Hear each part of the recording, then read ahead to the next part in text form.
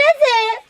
लतौर तू बड़ के लतौर ऊ बटे बच्चा बटे तो चलबे ना कर खूब खूब रहते रे मां ई बताओ एगो निकलल त हेते गो हो गइल ई नियो निकली त हेते गो होई सब एमल जे निकल जी बच्चा न ऊ धीरे धीरे धीरे बड़े हो जाई तोर बामल निया तमागवास लगुल बा बस लाल बा हां अबेन त दरेम लिया गुरनी ह तो नानो निकलल हवे हम आनो गुल बानी घरे न अरे विपत घर के खाना बनाई किन के हागवाई ल हम ता चटनी ना पीछो ना रे रोज रोज बानो दालू कहा रहनी से बांधनी के सबक से बांधनी भाग चल तब तुम कहां जो हम तो